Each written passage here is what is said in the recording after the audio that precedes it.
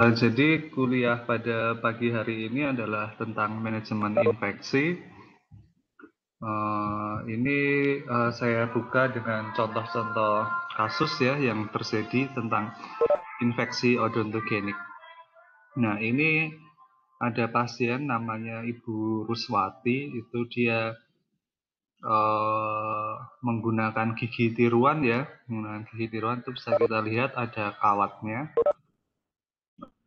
Radix-radixnya belum dicabut gitu. Ini ada hampir semua giginya ya. Ini yang kita beri centang ini adalah yang akan kita lakukan tindakan pencabutan gigi nanti. Jadi ini akan dicabut semua giginya gitu. Ini adalah ronsen OPG dan ini adalah foto klinisnya. Jadi ini Bu Ruswati itu mengalami infeksi yang berasal dari gigi anterior rahang atasnya. Ini ya. Jadi kita bisa lihat di gigi I2-nya ini ada granuloma di sini ya. Ada granuloma dan dia terinfeksi. Makanya dia terjadi pembentukan pus di sini. Ini adalah area spasium fossa canina. Jadi kalau ada infeksi di gigi rahang atas, biasanya penyebarannya itu ke fossa canina. Dan kalau semakin tidak cepat dirawat, dia akan menyebar ke spasium infraorbital dan juga akan menyebar lagi ke spasium supraorbital. Jadi ini sudah nah, abses itu kan diagnosisnya dengan berdasarkan tempatnya dia ada ya. Jadi dia adalah abses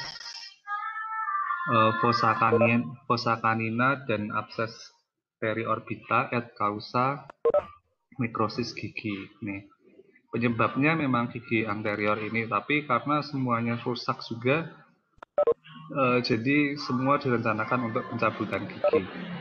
Dan ini nanti kita bisa lihat ya, di sini sudah terbentuk drainase keluar pus dari bawah matanya sini. Ini bengkak sampai tidak bisa membuka matanya.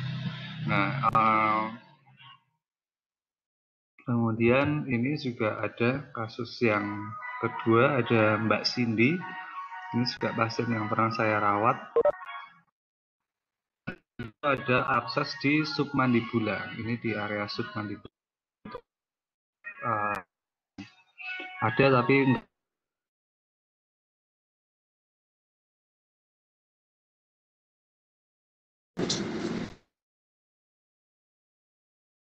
masih sangat banyak sekali di sini. Nih, jadi memang kalau abses itu tidak dirawat, kalau semakin besar itu kadang membentuk self drainase ya. Jadi tubuh itu bisa untuk mengeluarkan abses itu dari tempat yang terdekat dengan permukaan kulit, bisa dari intraoral, bisa dari ekstraoral. Nanti tergantung dari lokasi absesnya yang sudah kita pelajari juga di semester 4 kemarin ya. Nah, ini manajemen abses itu ada 7 prinsip. Prinsip yang pertama menentukan tingkat keparahannya. Nah, bagaimana kita menentukan tingkat keparahan itu? Yang pertama itu adalah lewat anamnesis atau pemeriksaan subjektif. Nah, bisa kita lakukan pemeriksaan yang menyeluruh. Yang pertama yang seperti yang umum dilakukan ya, jadi nggak ada perbedaan, yaitu chief complaint. Nanti jadi kita tanyakan ke pasien keluhan utamanya apa. Biasanya tuh nyeri dan bengkak ya, nyeri pada bawah dagu atau di bawah rahang, atau di tadi kalau Ibu Ruswati itu bengkak di bawah mata, di pipi kayak gitu. Nah, kemudian yang selanjutnya harus kita gali adalah present illness atau history of this complaint. Nah, jadi OI odontogenic infection ya. Jadi kalau chief complaint itu adalah murni dari kata-kata pasien, tapi kalau present illness itu kita harus menggali, kita harus memancing pasien supaya kita mendapat keterangan yang kita harapkan. Yang pertama, kapan itu dimulai? Biasanya kita harus tanyakan apakah itu dari gigi atau itu dari tempat lain, bisa jadi kan bisa itu dari sinus, bisa juga itu dari mata. Jadi port of entry bakteri ke dalam tubuh manusia itu kan biasanya kan dari bidangnya dokter gigi dan juga THT ya, jadi dari telinga, hidung, dan juga mulut, dan juga mata, itu adalah port of entry-nya bakteri. Nah, kemudian setelah dari gigi itu menyebar kemana itu bagaimana pasien itu menyadarinya, menyebarnya kemana dulu.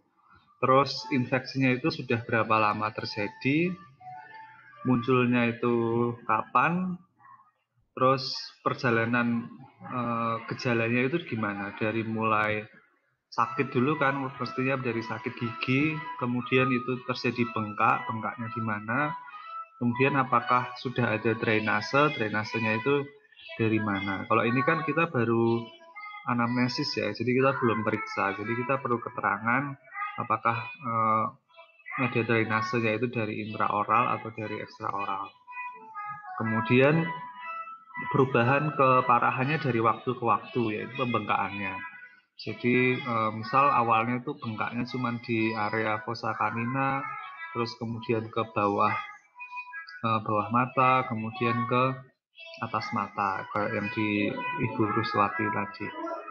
Kemudian riwayat sakit gigi, trauma, tumor, atau infeksi berulang. Jadi kalau ada riwayat sakit gigi, diawali sakit gigi berarti itu sudah pasti infeksi odontogeni. Kalau misal pernah kecelakaan, pernah dirawat, misal pernah dilakukan ORIF dengan pemasangan plat gitu, siapa tahu infeksinya bisa dari situ juga. Kalau tidak diawali dari sakit gigi, bisa juga tumor terinfeksi, misal ada ameloblastoma yang terinfeksi gitu bisa. Kemudian atau infeksi pasien itu kemarin sudah pernah dirawat, infeksinya sudah pernah dilakukan drainase atau sudah pernah dilakukan pencabutan gigi, kemudian infeksi berulang. Kemudian treatment yang sudah pernah dijalani pasien, apakah itu profesional treatment, itu dari dokter atau tenaga medis ya, baik itu rawat jalan ataupun rawat inap, atau dia self treatment. Jadi memang banyak sekali kalau di negara kita itu banyak pasien yang kalau sakit itu masih tidak datangnya ke dokter, tapi ke tabib atau ke tukang urut atau kemana gitu ya. Itu adalah salah satu self treatment atau minum jamu-jamuan gitu ya. Nah, kemudian setelah kita lakukan pemeriksaan, kita masuk ke pemeriksaan klinis. Nah, yang pertama dari klinis misal ada pasien dengan emergensi. Itu termasuk pasien bisa jadi emergensi. Jadi yang pertama lakukan itu emergensi itu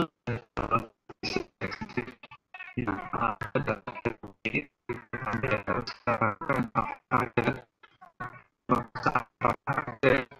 ada infeksi pasien juga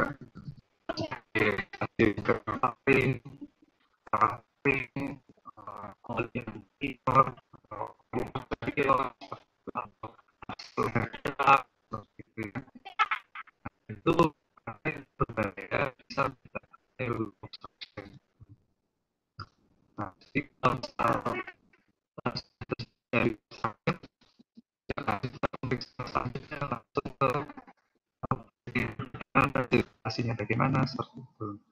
Nah, kemudian kondisi umum pasien, apakah kondisi umumnya itu baik atau pasien itu sedang atau pasien itu mengalami nyeri atau mengalami lelah atau demam atau lemah seperti itu ya, kita harus periksa itu. Misal kondisi umumnya baik sih kita masih bisa pertimbangkan untuk rawat jalan. Tapi kalau sudah ada lemah seperti itu pasien sudah harus rawat inap. Nah, kemudian vital sign. Ini kalau vital sign itu pada pasien abses itu yang perlu dipahami itu adalah seperti ini. Jadi kalau pasien dikasih tahu selama ini ada yang mengajarkan kalau infeksi itu tanda-tandanya adalah demam, itu belum tentu ya. Jadi demam itu terjadi kalau infeksinya sudah sepsis. Kalau misal infeksinya belum terjadi sepsis, baru lokal, belum sistemik gitu, itu jarang terjadi demam. Nah, yang berbahaya itu adalah kalau misal suhu sampai di atas 38 derajat Celcius. Kemudian heart rate-nya lebih dari 100 per menit. Kemudian respiration rate-nya lebih dari 22 per menit. Nah, kalau sudah ada salah satu dari ini saja, itu sudah masuk kondisi emergensi.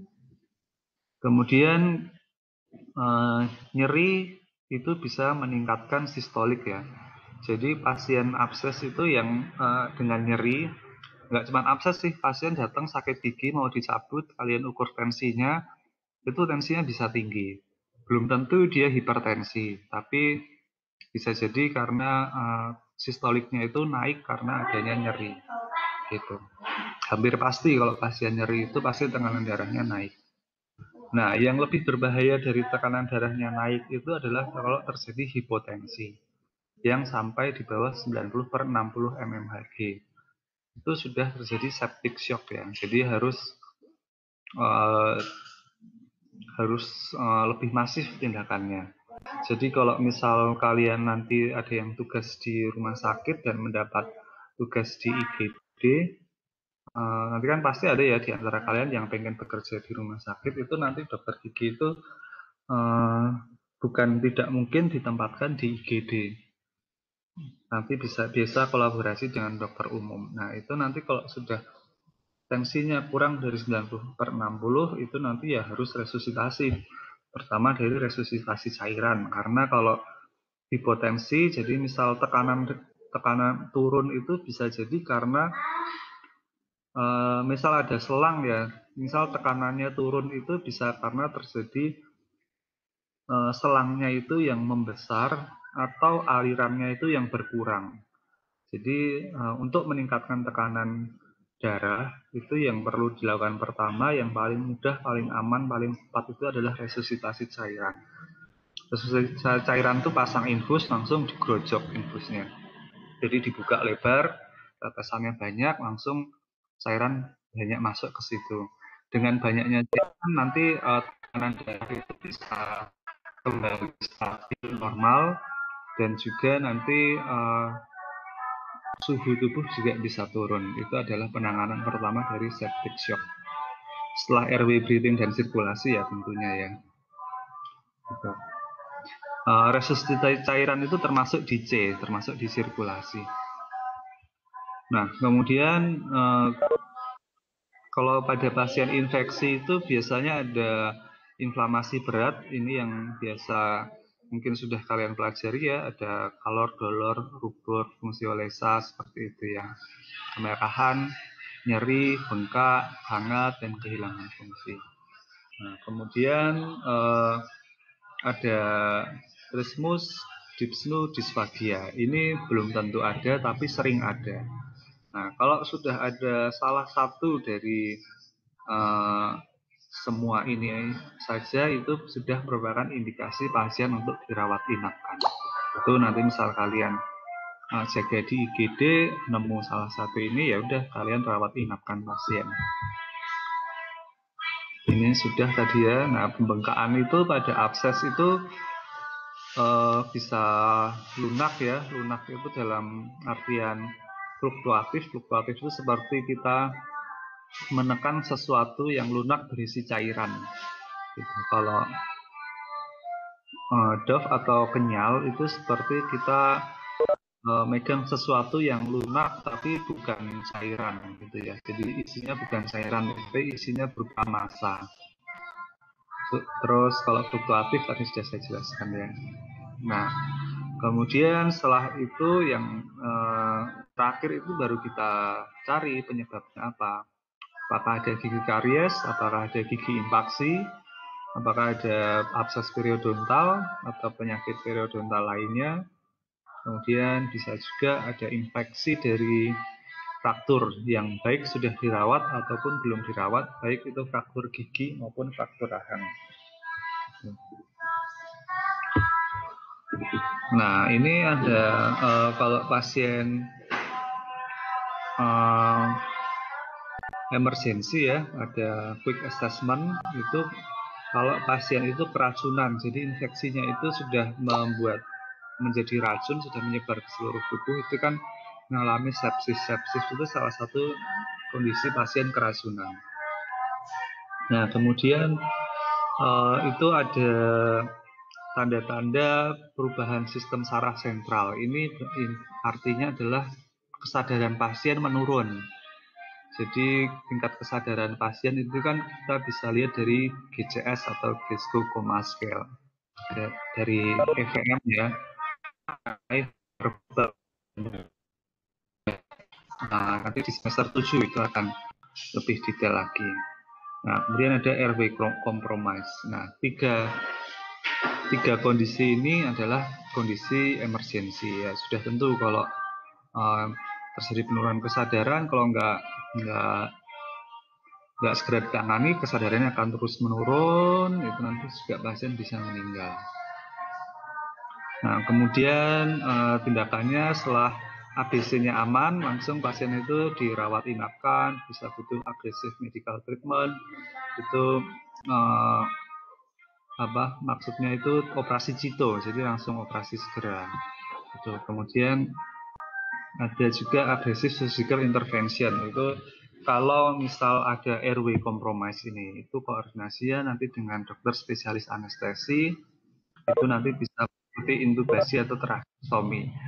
Itu juga kalau di IGD itu juga sering dilakukan ya, jadi pasien datang sudah terjadi obstruksi airway, bisa jadi karena tadi ada penyebaran abses di area leher atau kalau yang berbahaya di ranah kita itu adalah di sublingual. Karena kalau di sublingual itu bisa mendesak lidah ke atas. Nah, dengan lidah mendesak ke atas itu nanti bisa menutup jalan nafas ya. Jadi pasien itu biasanya ada kondisi yang kita biasa kita kenal dengan snoring, atau pasien kayak ngorok. Pasien ngorok itu karena airway-nya tertutup. Kalau udah gitu ya harus segera dilakukan intubasi. Intubasi itu bisa lewat nasal atau lewat oral ya. Jadi dimasukkan selang dari oral atau dari nasal langsung ke bronkus. Nah, itu untuk membuka jalan nafas. Nah, tapi itu butuh akses dari rongga mulut. Kadang pasien infeksi odontogenik itu terjadi trismus ya, mulut tidak bisa dibuka. Jadi walaupun pasien sudah dibius total, sudah diberi muscle relaksan, tapi otot itu tetap kontraksi terus. Itu dengan kekuatan apapun nggak bisa itu dibuka mulutnya. Bahkan kalau kita paksakan bisa yang patah itu rahangnya atau kondilus mandibulanya yang lepas. Jadi kalau sudah seperti itu ya jalan satu-satunya napas itu ya tracheostomi, nanti langsung dibuka dari leher. Nah, terus kalau semua ini radiographic examination itu kan pemeriksaan penunjang. Itu kalau semua pasien sudah aman, ya bahkan kalau operasi cito pun kita nggak perlu ini, langsung dikerjakan. Dicabut semua yang dicurigai sumber infeksi. Karena kalau tindakan emergensi itu overdiagnose atau overtreatment itu lebih baik daripada underdiagnose dan undertreatment. Nah, ini contoh pasien yang lain ya. Jadi ada pasien Mas Bahroni Nur Khairi, ini juga yang pernah saya rawat. Itu dari ronsennya kita bisa lihat di sini ada sisa akar gigi 47 dan juga ada karies gigi 37. Nah, ternyata yang lebih menyebabkan infeksi itu yang gigi 37-nya ini ya. Gitu. Jadi ini karena ada karies, kita lihat dengan pulpa terbuka. Ini bisa kita lihat yang sudah sampai di area submandibula. Di sini ada indurasi ya, ada area yang lebih tinggi daripada area sekitarnya. Jadi ini sudah bengkak meninggi, tapi ada puncaknya lagi. Nah, ini adalah yang bagian yang fluktuatif. Kalau yang di sini ini biasanya masih keras. Kerasnya itu benar-benar keras kayak papan gitu ya. Misal kalian di atas meja ya, coba aja kalian pegang mejanya ya kerasnya kayak gitu. Kenceng, rate-nya ini kenceng gitu. Nah, nanti kalau misal insisi itu dilakukan di titik tertinggi sini. Kalau titik tertinggi itu artinya dia yang paling dekat dengan permukaan tubuh. Jadi aksesnya paling dekat dengan kulit. Kalau yang di sini mungkin masih dalam, mungkin masih melewati kulit, lemak, dan otot ya. Tapi kalau di sini biasanya kulit langsung sudah ketemu aksesnya. Tapi ini kondisi pasien masih baik ya. Ini juga pasien juga masih mendengarkan musik dari headset juga ya. Nah, ini terus kita lakukan insisi di sini ya, di sini, tepat di sini. Insisi, drainase di sini, kemudian eksplorasi kita masukkan tean atau needle holder atau hemostat itu ke sini, kemudian kita lebarkan, kita eksplorasi, kita masukkan sampai ke semua rongga abses. Kan biasanya rongga abses itu berongga ya, ada sekat-sekat, otot-otot gitu, spasium-spasium itu harus dibuka semua. Nah, kemudian kita masukkan drain di sini. Banyak macam-macam drain ya. Kalau yang paling mudah, murah, dan cepat didapat itu drain kasa biasa. Ini kasa yang masuk ini bisa sekitar 2 meter bisa ini. 2 meter bisa masuk ke sini. Nah, nanti untuk apa fungsi kasa itu nanti akan ada penjelasannya. Nah, ini pasien Pak Subadi. Mungkin kalau kalian follow Instagramnya Kortugi ya, atau korban tukang gigi, kemarin sempat di-share seperti ini. Jadi kalau kayak gitu sih di bedah mulut itu biasa ya, sering kita jumpai pasien yang infeksi sampai terjadi nekrosis kulit seperti ini ya. Ini sudah jebolnya seperti ini, kemudian kita buang jaringan-jaringan nekrotiknya kita buang. Ini sempat memburuk lagi ya, jadi ini sudah kita buka segini, sudah kita bersihkan nih. Jadi nanti otot-otot itu akan nekrotik tuh seperti ini nih, warnanya kecoklatan gini. Ini otot-otot yang sudah mati ini yang harus kita buang.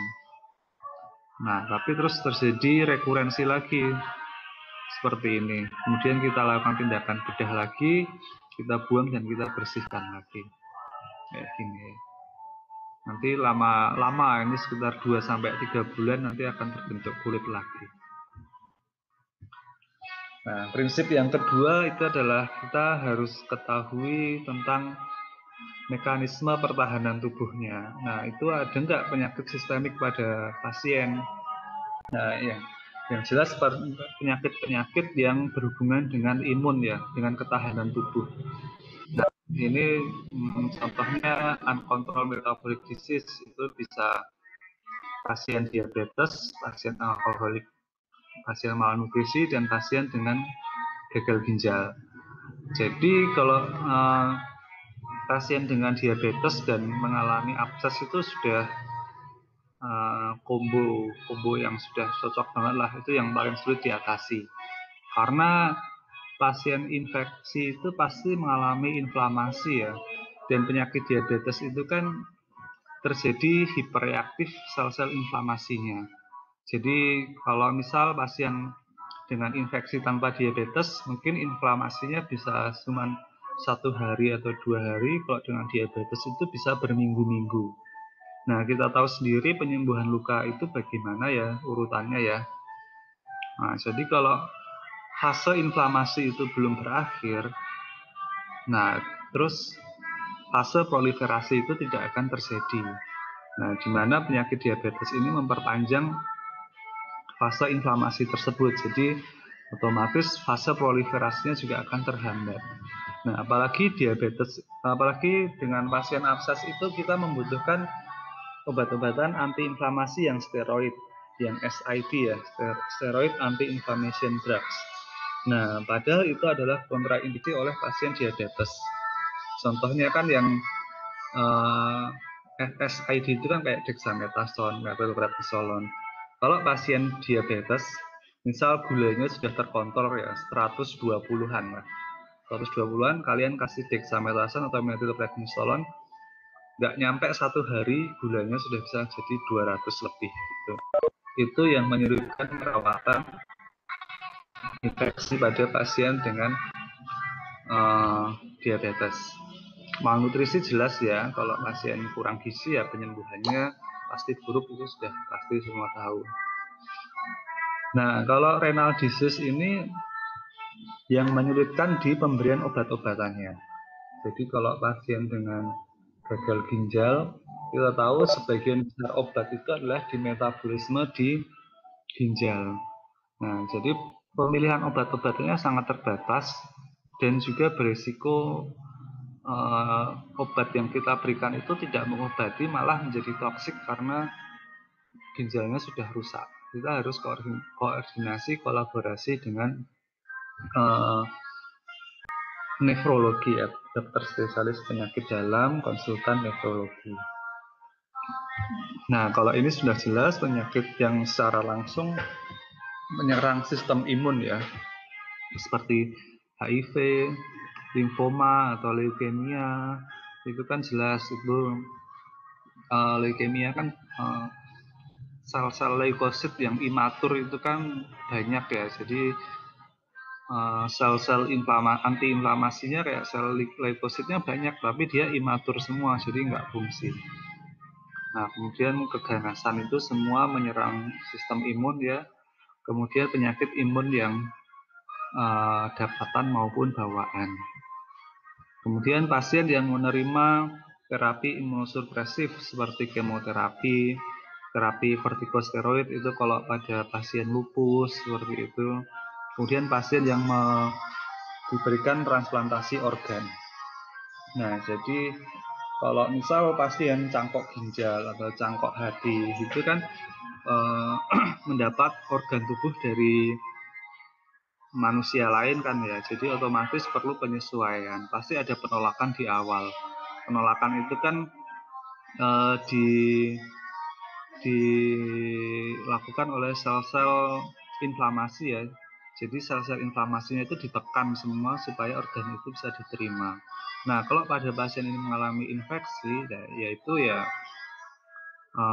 kita nggak bisa menekan infeksinya, sementara kalau infeksinya tidak ditekan, organ yang transplantasi itu akan ditolak tubuh. Jadi ya itu memang dilematis sekali.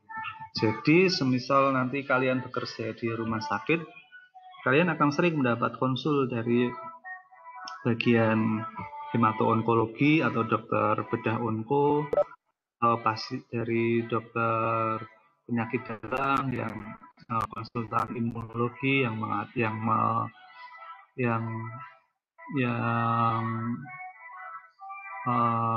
mengatasi penyakit-penyakit autoimun seperti lupus, seperti diabetes, seperti itu, atau pasien-pasien dari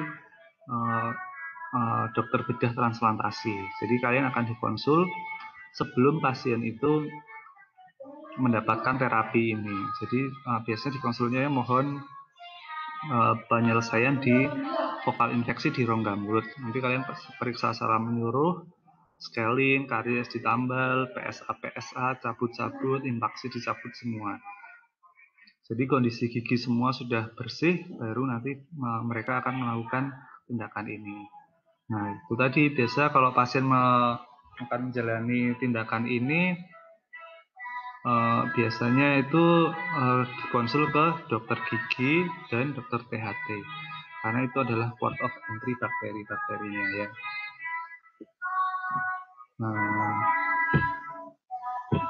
Tunggu sebentar ya, istirahat 5 menit.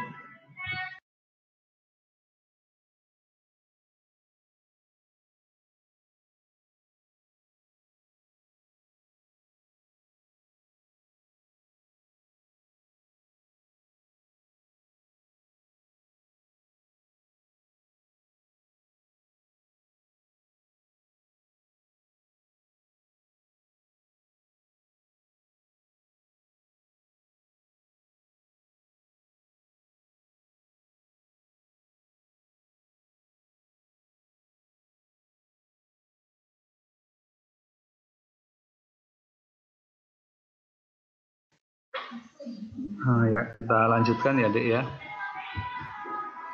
Nah, ini contoh lagi pasien Deni Apria ya. Ini ada bengkak di submental di sini. Submental itu adalah drainase dari gigi anterior rahang bawah. Nih, ini pasien kelihatannya baik-baik aja ya, tapi ternyata kita lakukan ronsen STL. STL itu adalah soft tissue leher. Nah, itu di sini bisa kita lihat di sini bengkaknya ya. Biasanya normal itu kulit itu ngikutin mandibula ini, jadi di sini dan turun ke leher sini. Nah, tapi ini terjadi pembengkakan di submental sini. Kita lihat yang kita lihat dari STL itu adalah ini. Kalau dari lateral, di sini ada penyempitan airway di regio retrofaring ya. Ini retrofaring di sini. Nah, ini juga bisa kita lihat kalau dari anterior. Ini airway-nya nggak lurus ya, nggak lurus. Tapi dia terdesak ke kanan. Nah, ini kondisi ini yang tandanya pasien itu sudah mengalami obstruksi airway. Yang seperti saya bilang tadi, kalau di submental itu resiko ada pendesakan airway. Ini kita lakukan marking site yang bagian terdekat dengan kulit itu ada di sini, di retroaurikular ya ini ya. Ini spasium retroaurikular dan di sini adalah mediastinum. Nah, jadi abses itu dari gigi ya, kalian bisa lihat ini cuman kalkulus, ini giginya sudah luksasi ya, nggak ada karies. Jadi dari periodontal, nih bisa sampai seperti ini. Kita insisi di sini dan di sini. Nih, kalian lihat ya absesnya seberapa banyak, kayak gini nih. Dari gigi dari sini bisa sampai ke mediastinum. Nih, ini juga pasien Deni Apria yang saya rawat juga ya. Nih kita buat insisi, 3 insisi di sini di submandibula, retroaurikuler dan juga mediastinum. Ini berhubungan semua nih. Dari sini itu berhubungan. Kalau kan kita cuci dengan NaCl ya, nanti kita cuci NaCl keluar dari sini dan juga dari sini. Nah, ini juga Pak Sudiono. Ini abses di bukal sudah sampai kayak Buruswati yang pertama tadi, sampai di periorbita. Nah, ini di sini sudah keluar terdrainase juga ya, di terdrainase di sini dan ini kering, absesnya kering jadi membentuk seperti ini. Nah, terus kita bersihkan, kita lakukan drainase di sini dan juga dari intraoral. Dari intraoral juga kita lakukan drainase.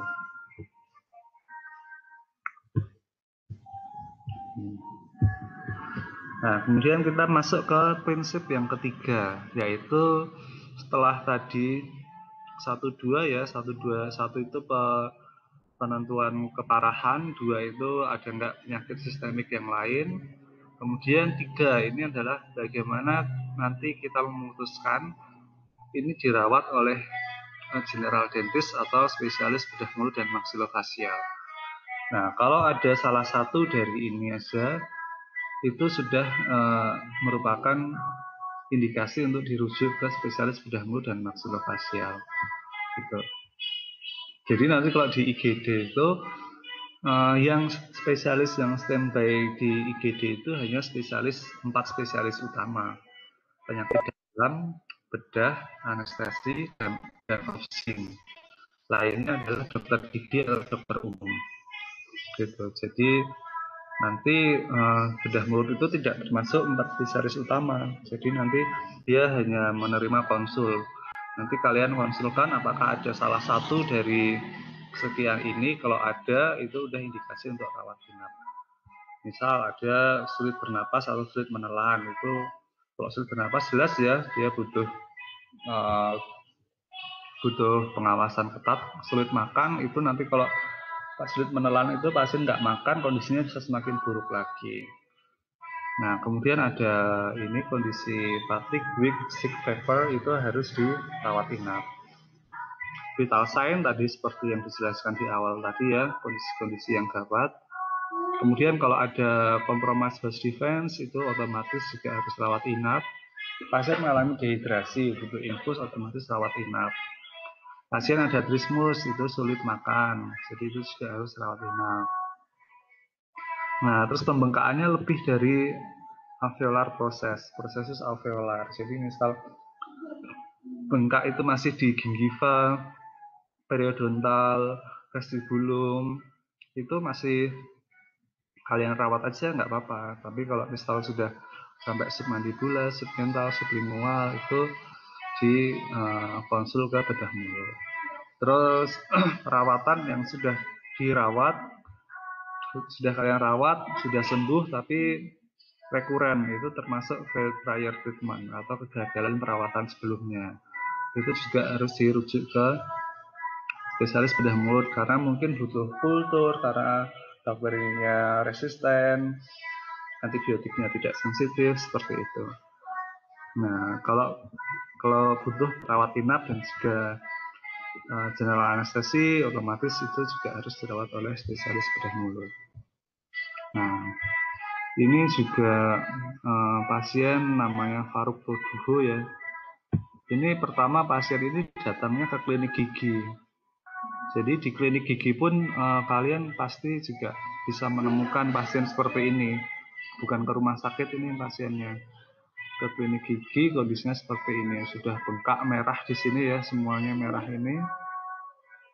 Nah, penyebabnya apa? Ternyata penyebabnya itu cuma gigi karies dentin ini ya. Cuma karies dentin aja sudah bisa menyebabkan kondisi kayak gini.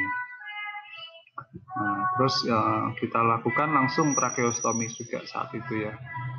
Tracheostomi ini langsung dibuka lehernya, masuk selang nafas ke bronkus. Gitu. Ini kita insisi dari sini dan juga sini.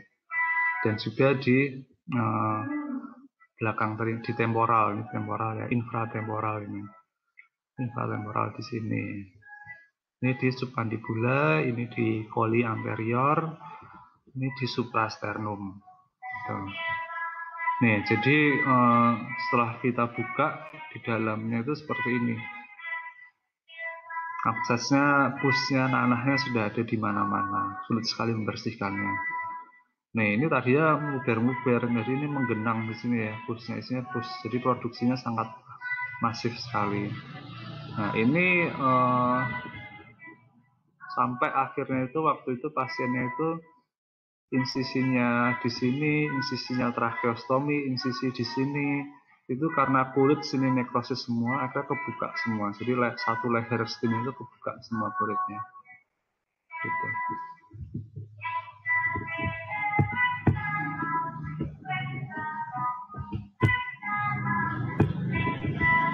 Nah, ini ya, nih sampai kebuka semua skin ini.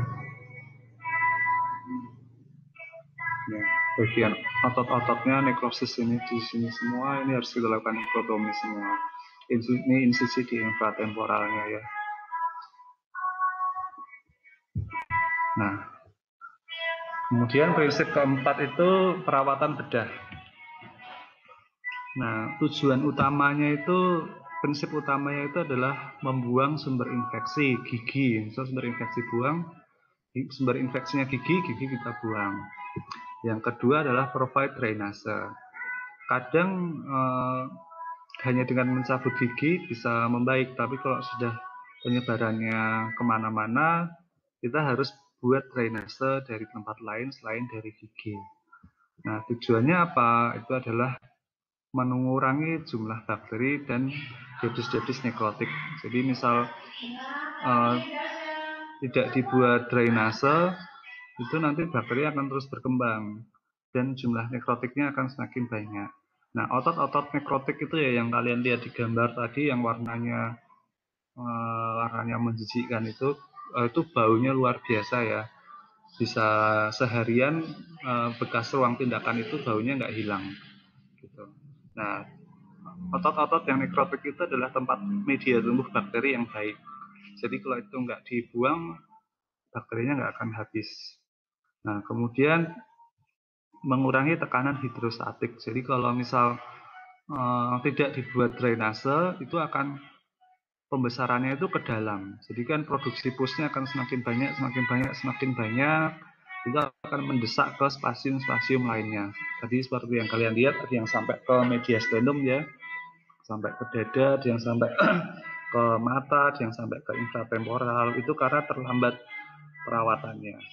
Jadi misal kalau sudah dibuat insisi drainase, kalau ada pus yang terproduksi, kan tekanannya nggak kemana-mana, tapi tekanannya keluar gitu ya. Terus yang ketiga adalah improve blood supply. Jadi misal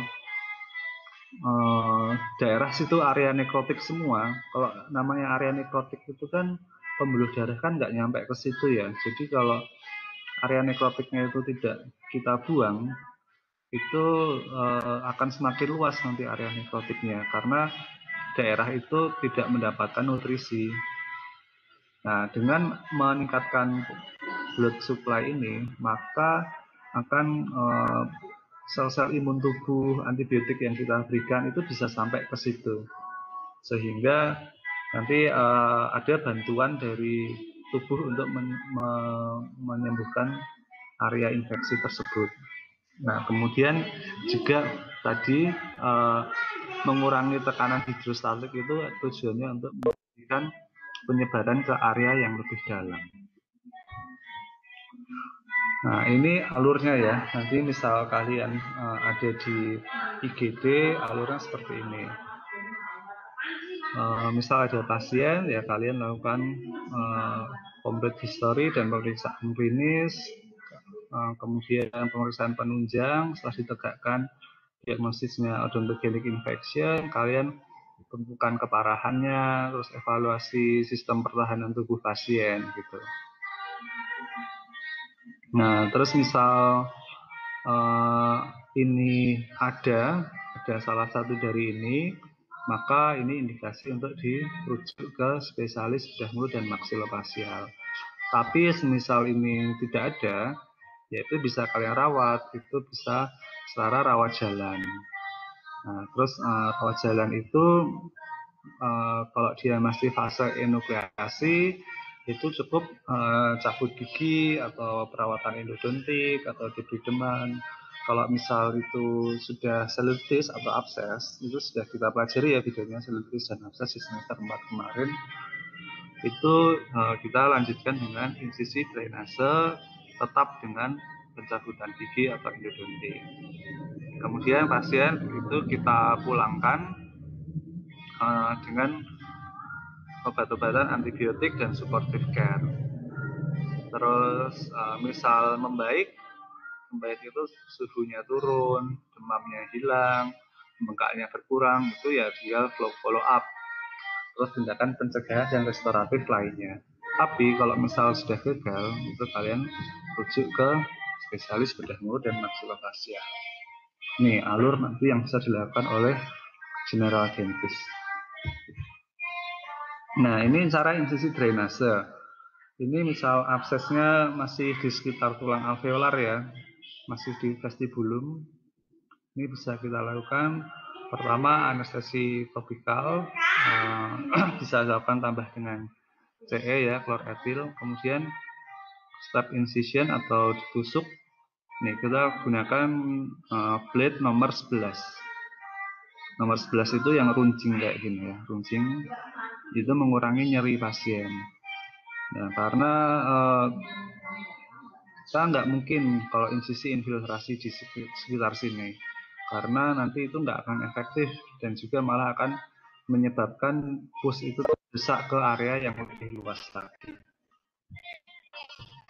Nah, insisi ini harus menghindari anatomi-anatomi penting ya, seperti frenulum atau juga nervus mentalis. Kan nervus mentalis kan ada di sekitar gigi P ini ya. Nah, terus gunakan blok, jangan infiltrasi. bloknya dari area yang jauh dari pembengkakan. Kalau kita sudah menggunakan jarum suntik di sekitar area infeksi, jarum harus diganti kalau kita mau suntik di area lain supaya tidak menyebarkan infeksi. Kemudian tes kultur dan sensitivitas bakteri. Nah, jadi kultur itu bisa yang paling umum itu kalau infeksi odontogenik itu 3 ya, kultur pus, dasar luka, dan juga kultur darah. Kalau kultur pus itu sering gagalnya karena kita tahu sendiri pus itu adalah isinya adalah leukosit yang mati, jaringan nekrotik, bakteri yang mati itu adalah pus ya. Kalau kalian belajar di biologi mulut ya ini ya, pus itu terdiri dari apa saja. Nah, jadi itu kadang tidak tumbuh bakterinya karena itu adalah bakteri yang mati. Yang paling baik itu adalah dasar luka. Dasar luka itu ini. Jadi misal kalian sudah bersihkan pusnya, bersihkan nanahnya, kemudian terlihat jaringan otot atau jaringan dalam yang terbuka, yang warna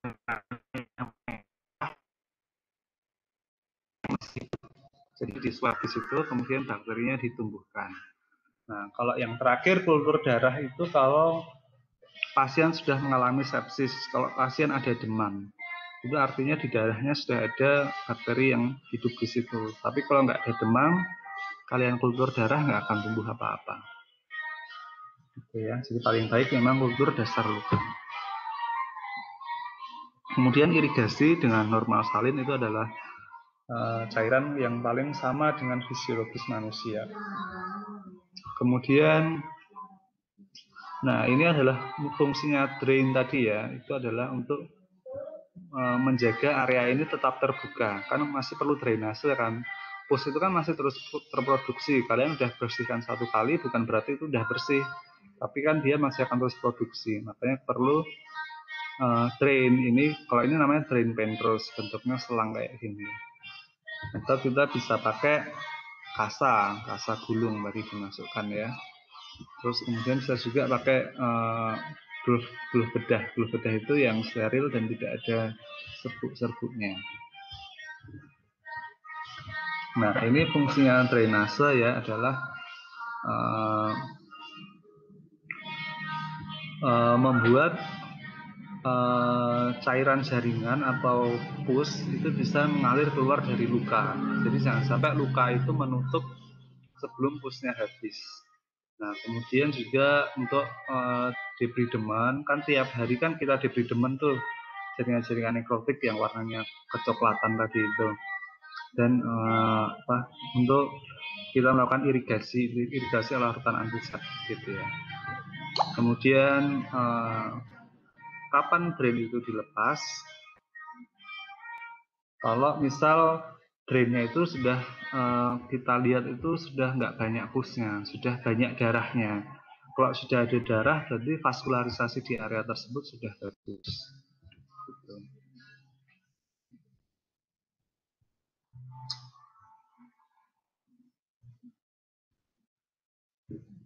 Nah, kemudian ini juga ada pasien Muhammad Hilmi ya. Nah, ini salah satu abses yang bisa kita rawat secara outpatient tadi atau rawat jalan tadi. Ini juga bisa kalian rawat sebagai GP, sebagai general dentist ya. Ini absesnya masih di area vestibulum, belum menyebar kemana-mana. Ini ada aliran abses ya, ini dari penyebabnya gigi ini. Ini gigi sebenarnya sudah PSA ya ini ya, tapi belum selesai kayaknya.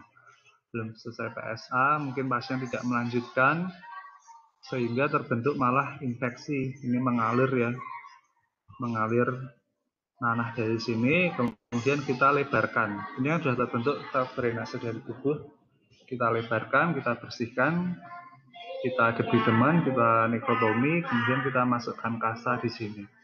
Kalau masih di sini cepat sembuh. Biasanya 3-5 hari biasa sembuh. Kalau belum menyebar ke mana-mana. Jadi itu, kalau misal kalian temukan abses yang masih di sekitar tulang alveolar atau itu masih di vestibulum, belum ke spasium-spasium yang luas, itu segera kalian rawat, pasien bisa cepat sembuh. Nah, kemudian yang kelima, prinsip nomor 5 adalah support medis. Jadi diberikan obat-obatan ya. Supportive care itu bisa hidrasi, pemberian cairan, soft diet atau liquid diet dengan tinggi protein. Kalau biasa disebut TKTP, tinggi kalori, tinggi protein. Jadi kalau pasien nggak bisa makan karena nggak bisa nelan atau nggak bisa uh, buka mulut, itu bisa kasih susu tinggi protein. Biasa kalau di rumah sakit itu biasa yang ada merek Peptisol, atau kalau yang lebih tinggi proteinnya lagi sebenarnya susu-susu fitness itu. Susu fitness itu bagus untuk pasien-pasien yang infeksi.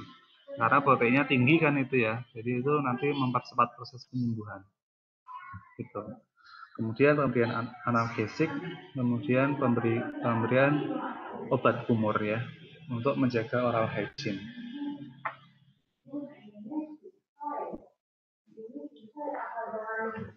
Terus yang pasti antibiotik ya. Terus ini kalian tentukan apakah harus dirujuk atau harus kalian rawat. Gitu ya.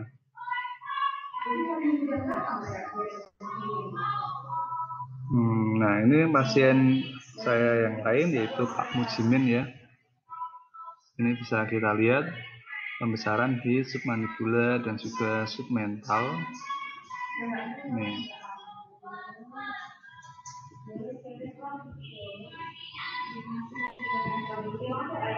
Ini kita lakukan ronsen OPG. Nah, ini ada penyebabnya adalah gigi karies. Gigi karies di gigi 46 dan 47 ya. Terus kemudian kita lakukan insisi drainase. Ini lama pasien perawatannya, bisa kita lihat. Tadinya pasien gemuk ini ya. Ini pasien sudah sampai kurus ini, kehilangan berat badannya banyak. Ya tentu saja karena pasien nggak bisa nelan. Ini adalah selang NGT ya, masuk gastric tube. Jadi dari hidung masuk sampai ke lambung. Ini fungsinya untuk makan pasien karena pasien nggak bisa menelan. Kalau pasien nggak bisa makan, kalau nggak kita kasih makan itu bisa terus memburuk kondisinya. Ini ya. Ini juga terpasang tracheostomi karena sudah mengancam jalan nafas ya. Ini karena aksesnya sudah sampai leher. Ini otot-otot ini ya. Jadi kalau dasar luka itu kita swabnya dari sini, dari yang otot yang sudah bersih ini. Nah, kemudian pemberian antibiotik yang tepat. Nih, indikasinya adalah pasien dengan kompromis, penyebaran sampai lebih dari alveolar. Kalau menurut teori di buku-buku luar negeri, memang kalau abses masih di sekitar alveolar itu tidak perlu antibiotik ya. Karena itu menyebabkan. Tapi kalau sudah sampai ke tapi ini tetap perlu diberikan antibiotik itu kalau kita tidak yakin kita bisa benar-benar melakukan drainase itu dengan baik. Kecuali kalau cuma abses periapikal ya. Kalau abses periapikal nggak perlu, kalian PSA aja itu sudah cukup, nggak perlu antibiotik. Tapi kalau sudah nyata kalian lihat ada pusnya dan nggak yakin bisa melakukan pembersihan yang adekuat, maka itu harus diberikan antibiotik. Kemudian ada selulitis, ada tinnitus, limfadenopati, demam, perikoronitis yang parah, osteomielitis, itu adalah indikasi pemberian antibiotik. Nah, ini kontraindikasi nih ya, periapikal abses itu nggak perlu. Kalau ini saya setuju sih dengan teori ini. Ya. Bresoket itu juga nggak perlu antibiotik ya, itu cukup diberi demam. Perikoronitis sedang itu juga nggak perlu. Kalau abses yang terlokalisasi dengan baik itu juga nggak perlu. Ya, contohnya periapikal abses itu. Tapi kalau absesnya sudah nyata terbentuk, itu perlu diberikan antibiotik.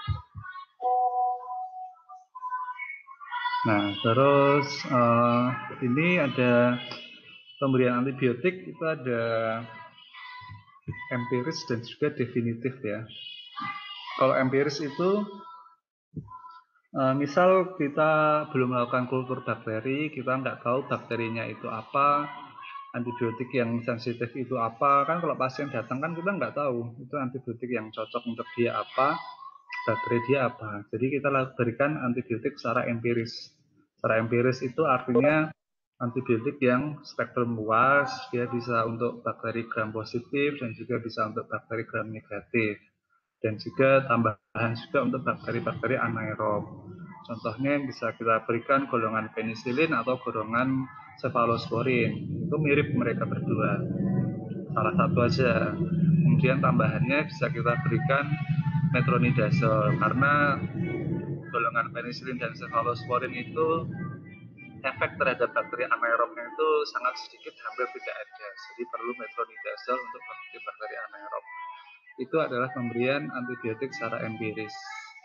Nah, tapi kalau kita kan biasa kita bisa kultur setelah pasien datang. Kultur itu kan jadinya sekitar 5 sampai seminggu ya, 5 sampai 7 hari. Nah, kalau hasil kulturnya itu sudah jadi, kultur itu nanti akan muncul tuh bakteri ini apa aja yang tumbuh, terus masing-masing bakteri itu sensitif untuk antibiotik apa aja. Nanti akan muncul sekitar belasan antibiotik itu, nanti ada keterangan S itu sensitif, I intermediate, R itu resisten. Nanti kita pilih yang sensitif. Nah, gitu ya. Itu namanya pemberian antibiotik definitif. Ini contoh pemberian antibiotik ya. Ini awal itu kita bisa berikan golongan penisilin atau contohnya amoxicillin ya, atau cephalosporin. Contohnya cefalexin atau cefadroxil atau ceftriaxone atau cefixim atau cefazolin, macam-macam. Atau bisa beri juga clindamycin. Kalau clindamycin itu bisa untuk bakteri anaerob. Nah, ini karena bakteri itu mix aerob dan anaerob, maka perlu pemberian metronidazole. Nah, kalau pada pasien compromise itu bisa ditambahkan gentamicin, tapi gentamicin itu sediaannya parenteral ya. Parenteral itu tidak lewat oral, jadi lewat infus. Nah, terus kalau tidak ada perbaikan, kita bisa berikan clindamycin atau diberikan amoxiclav. Terus kalau misal alergi penisilin, kita larinya ke clindamycin atau ke clarithromycin. Clarithromycin itu kayak golongan makrolit ya ini. Jadi bisa ke clindamycin atau clarithromycin. Nah, tapi ini ada keterangan ya kalau kalian ngasih cefalexin atau golongan cephalosporin itu ya.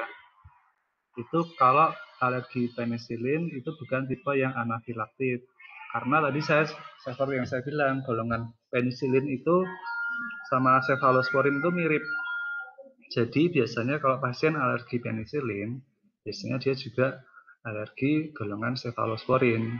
Jadi makanya kalau misal pasien alergi penisilin, jadi misal pasien tuh biasa ngomong saya alergi yang lin gitu dok, gitu. Berarti itu semua penisilin ya. Kalian larinya nggak ke cefalosporin, tapi kalian larinya ke clindamycin atau ke golongan makrolit kayak clarithromycin, erythromycin gitu ya.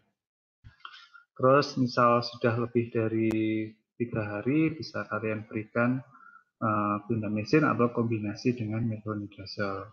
Ini sama ya penicillin alergi ini ya. Yang penting gitu alergi penisilin kalian jangan lari ke cefalosporin tapi larinya ke erythromycin atau makrolit. Nah ini pasien juga Onilsa. Ini pasien dengan infaksi gigi 38 ya. Jadi di sini ada karies dengan pulpa terbuka. Ini ada pembentukan lesi periapikal, bisa granuloma, bisa abses gitu. Dan ekstraoral ada bengkak sampai segini ya, isinya pus. Ini kita lakukan fungsi itu ditusuk di sini, kemudian kita sedot. Ini dapat segini, ini baru sekali sedot aja, nanti bisa berkali-kali sedot. Nah, ini ya. Terus kita lakukan insisi drainase sama kayak pasien-pasien yang lainnya. Nah, ini bisa kita kultur, tapi hasilnya kadang nggak tumbuh bakteri ya, karena ini adalah jaringan mati. Kalau yang bercampur darah, ini mungkin bisa tumbuh dengan bakteri. Nah, ini udah yang prinsip terakhir ya, yang ketujuh, yaitu evaluasi. Nah, terus 2-3 hari setelah terapi originalnya komplit telah selesai. Jadi kalau pasien udah sembuh, tetap harus kontrol. Itu fungsinya untuk mencegah rekurensi. Terus waktu kontrol itu ngapain? Cek insisi drainase yang udah kalian buat.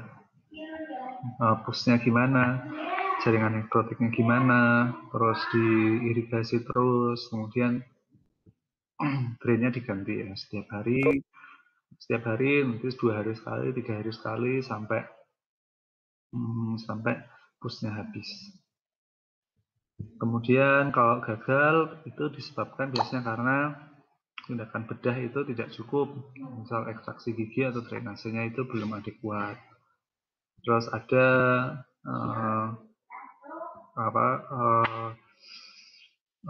imun tubuh pasien itu ada penyakit lain. Terus ada benda asing seperti ada implan, bisa implan gigi, bisa implan misal pasien fraktur diberikan plat, terus bisa juga gigi tiruan, bisa juga ada kista, itu bisa menyebabkan kegagalan perawatan. Terus pemberian antibiotik yang tidak adekuat, bisa karena resistensi, bisa juga pemilihan yang tidak tepat. Dosis tidak tepat itu bisa tidak tepat dosis juga, tidak tepat penggunaan, tidak rutin pemakaian gitu. Terus ada infeksi sekunder oportunistik ya, seperti adanya Candida albicans seperti itu. Nah, ini pasien lain Mbak Siti ya. Jadi ada pasien keluhannya ada pistol di sini, ada luka di bawah dagu begini ya. Ini pernah keluar nanah gitu pasien bilang. Nggak ada bengkak ya, karena udah nggak ada abses lagi, ini udah sembuh pasiennya, tapi sering keluar nanah gitu pasien. Ini ekstraoral pasien, nggak ada bengkak, semua normal ya. Nah, ini dari gigi kita bisa lihat gigi 31-nya ini sudah berubah warna ya. Nih, berubah warna artinya dia sudah nekrosis. Nah, kemudian perawatannya adalah fistulektomi ya. Ini kita tandai, ini adalah arteri facialis ya. Facialis kita tandai di situ, kemudian kita buat insisi elips sini, insisi elips, terus kita ambil kulitnya. Ini ada fistel. Fistel itu adalah saluran ya. Namanya fistula orokutan. Jadi dari oral ke kulit. Nih, kita bisa lihat ada lubang. Ini kita masuk sini, tembus ke sini.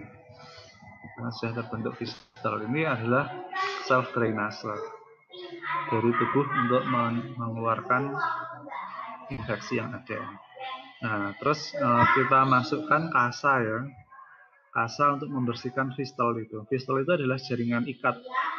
Itu jaringan lunak. Jadi misal ada pipa, kemudian di tengah-tengahnya itu ada jaringan lunak yang melapisinya. Jadi harus dibersihkan dengan kasa kasar gini, kita tarik ke kanan kiri kanan kiri kanan kiri kanan kiri gitu sampai bersih. Kemudian kita insisi elips tadi kita jahit seperti itu.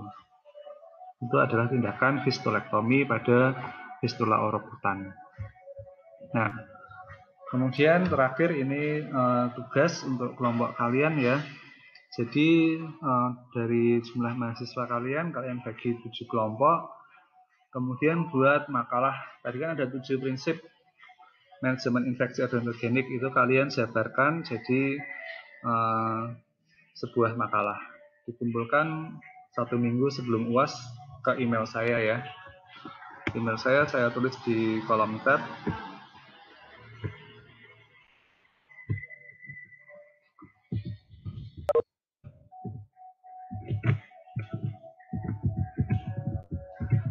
Ya, sekian presentasi dari kuliah saya. Apabila ada yang mau ditanyakan, silahkan menulis di kolom chat atau membuka mic-nya. Ada pertanyaan?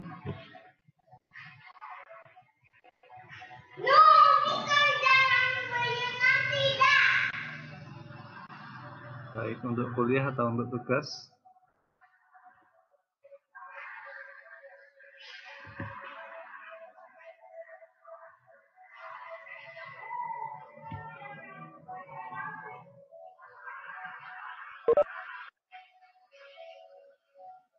Oh ya, oke. Kalau belum ada pertanyaan, saya akhiri kuliah pada hari ini. Semoga bermanfaat. Selamat untuk melakukan kegiatan lainnya. Mungkin ada kuliah lagi ya, silahkan dilanjutkan. Terima kasih atas perhatiannya, saya ucapkan. Terima kasih, Dok. Terima kasih, dokter. Terima kasih, Dok. Ketemu, Dok. Ya, sama-sama. Terima kasih, Dok.